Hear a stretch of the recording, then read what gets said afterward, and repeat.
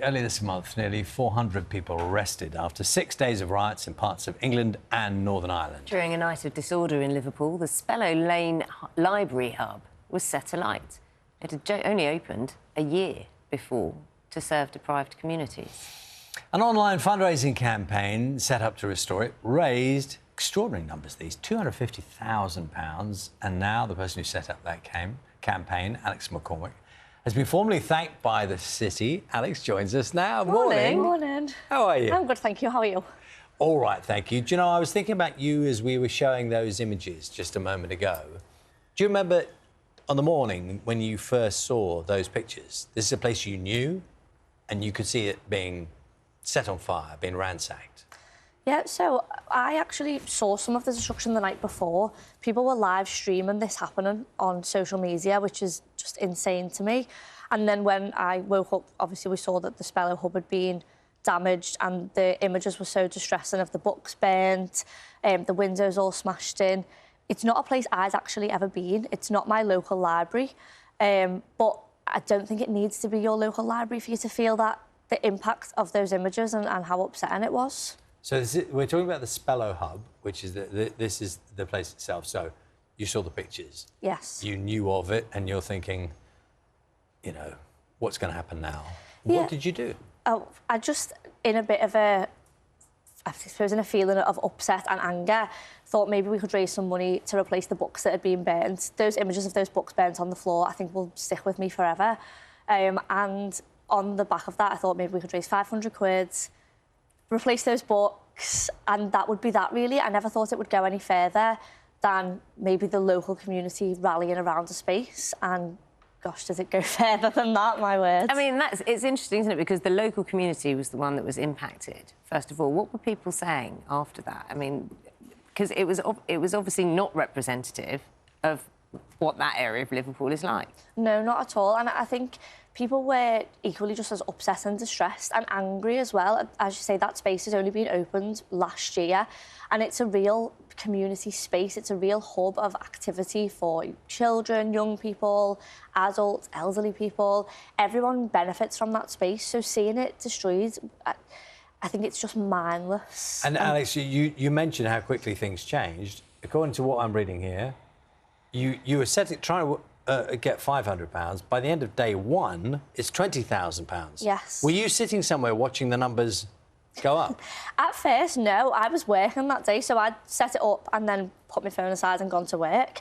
And then it wasn't until that evening I could see my phone going crazy, and people were texting me saying, "Is this the real Nigella Lawson who's donated?" And she was like the first high-profile person, really, who got involved, so she reposted it and she donated, and then it just seemed to go. So what did you set up? Just a charity page? Yeah, just a GoFundMe. It was literally just a GoFundMe page. Had you done anything like that before?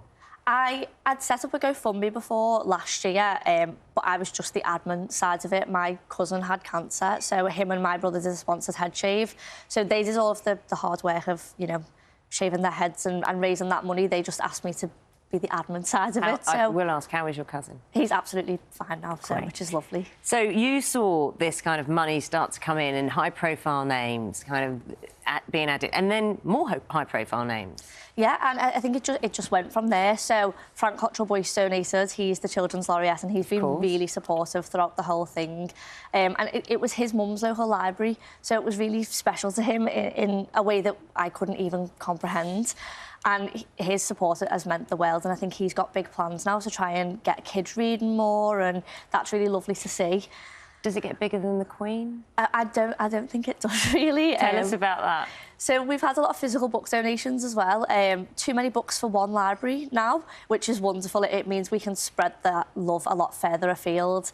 But yes, Queen Camilla donated 70 books from her personal collection, which is just, I mean, it's phenomenal. You don't really expect things like this to be on the radar of the royal family. I'm so intrigued by you finding out every step along the way. Clearly, we can tell, sort of amazed about what is going on.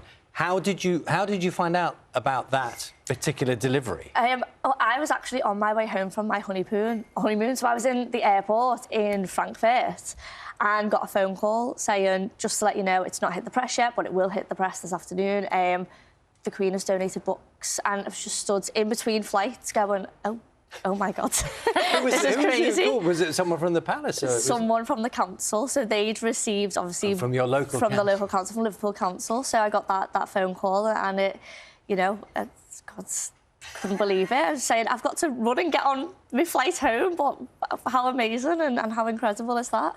And when you were sitting here and we were showing, actually Simon was doing the weather, and you were like, I think I'm going to have to give up my day job. I'm quite good at this.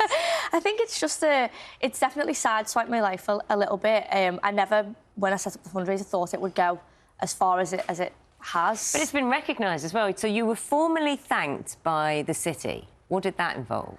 So it was an afternoon tea with the Lord Mayor of Liverpool, which was lovely. So myself and my mum went to Liverpool Town Hall. What's your mum saying about all this? She's so proud. My mum and dad are like proper Facebook parents. They are so made up with all of this. They love an opportunity to talk about it and to tell everyone at every opportunity in the shops, everywhere. They'll be recording. Oh, absolutely. They're watching now. They are absolutely made up. But it's just lovely, and I think it's definitely... I've said all along, I set up the fundraiser and I've kind of become the face of this campaign, but this has been such a community effort, and everyone who's been involved deserves all of the praise and all of the thanks. Yeah, and a very obvious but important thing to say, Alex, is from such a dreadful moment in time where so many bad things were happening, it's so lovely, it's moving to hear just something that's good come out of it. Yeah. And you must be very mindful of that, even in the glare of all the things that are going on. Gosh, yeah, 100%. I mean, I've always loved to read. My daughter's always loved to read. So my motivation for starting that fundraiser, obviously, other than seeing those upsetting images, was kids should have a safe space to go and enjoy books and get engrossed in a good story. And that's been taken away from those local kids over the 6-week summer holidays. So what we can do now with that money is make sure that more people have access to these services in that community, and that means so much. Well done. Thank you, gosh. It's really good. It's Crazy. really impressive. Do you want to say hello to Mum and Dad? Yeah, which camera? camera four. This one. Camera Say hello to Go on, Mum say and hello, Dad. Mum. Hi. What are their names? Margie and Tony. There you go. And my daughter Meredith will be watching with them, I think. How old's your daughter? She's 2. She's so 2. I imagine she's shouting at the telly right now. Probably which is going, lovely. come home. Yeah. Or she won't be interested. She'll be getting spoilt by Nanny and Grandad, so one way or another. Perfect. Alex McCormick, thank you so much. Thank you so much.